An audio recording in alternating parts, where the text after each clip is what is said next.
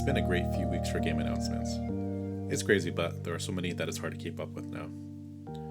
The Silent Hill series is rumored to have a few games in the works itself, the most notable being Silent Hill 2. Rumor again suggests it will be remade by the Polish Bloober team, who also made the fantastic game The Observer, as well as Layers of Fear, The Blair Witch, and The Medium. This news of the Silent Hill 2 remake has me optimistic but a bit cautious. Though The Observer was a cyberpunk-like visual treat, taking the reins of a Silent Hill game is a whole different monster. I was less impressed with The Medium, and I'm sad to say I didn't finish it. I'll give Bloober Team the benefit of the doubt, but this is a monumental, delicate project to undertake. Silent Hill 2 is beloved by many fans, even myself. I don't consider myself a diehard fan of the series, but I do acknowledge the games as an influence and stands as one of the greatest games ever made. The aesthetic found in the previously mentioned games may not suit the world of Silent Hill 2. Not to say Bloober isn't suited for the task, rather, it will take a miracle to pull this one off. This can be said about any other developer that is not Team Silent, the original masters behind Silent Hill 1, 2, and 3. Still, I'd rather have these games made than not at all. I just hope that they can pull it off and revive the series.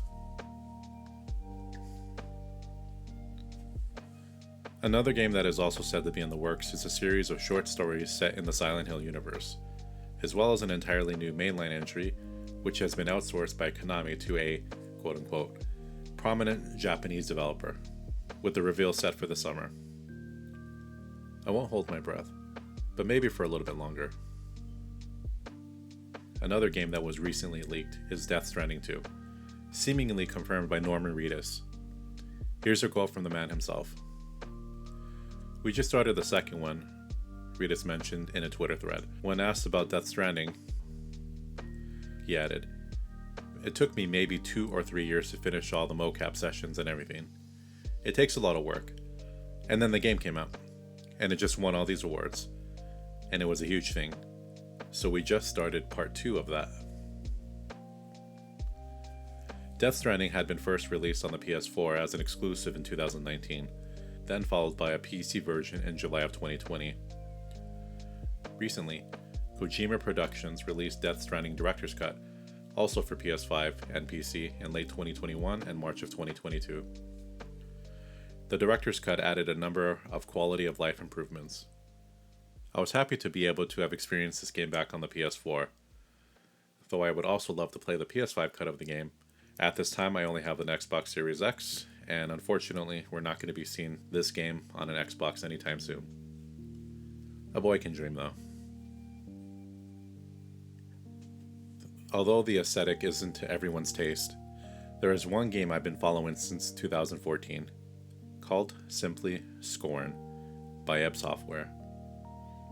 The art style immediately calls to reference the work of Hans-Rudi Giger, also known as H.R. Giger, as well as a surrealist painter, I'm sorry if I fucked this name up, Zdzislaw Beksinski, though the influence of the game appears to lean more toward Giger and his work on the Alien movies he contributed to.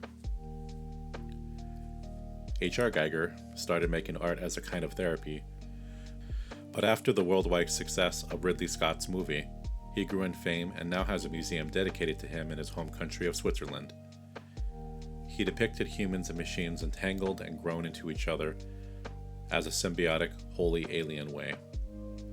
It isn't exactly cybernetic in style, as the technology at work is unlike anything we have invented, but rather a more biomechanical system where organisms and robotics have had millions of years to evolve together into exotic living machines that look grown rather than built. Giger died tragically in 2014, the year Scorn was first announced, and the game's setting of a monochromatic dystopian surreal biomechanical landscape would not be possible without him. Not much is known about Scorn's plot, other than it will be a first-person shooter set in a nightmarish world. All that we have to go by are the few trailers that have been released over the years.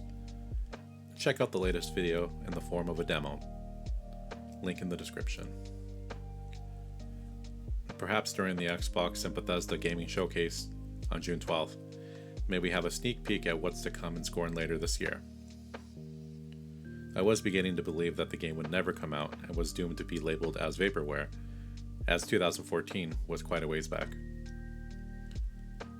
A number of games have stopped development, notably the game known as Routine, as well as the Wii game Sadness.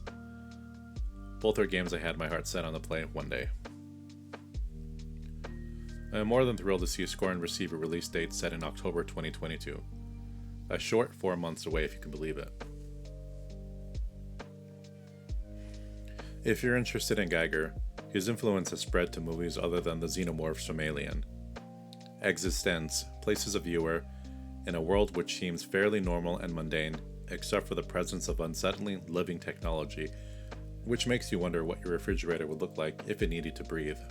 Imagine the Flintstones, but with alien, parasitic organisms instead of dinosaurs. ExistenZ is a great movie, and the director has announced another by the name of Crimes of the Future. The cast includes several prominent actors such as Léa Seydoux and Kristen Stewart.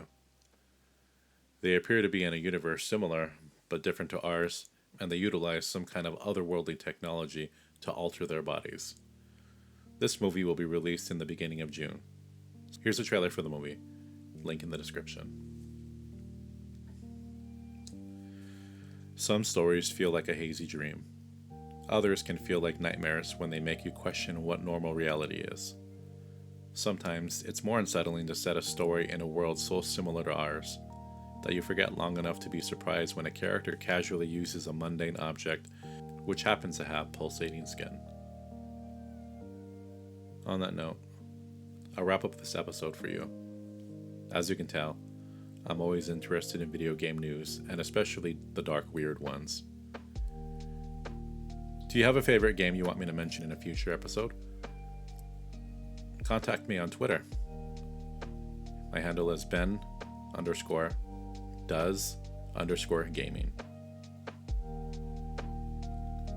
Thanks for listening.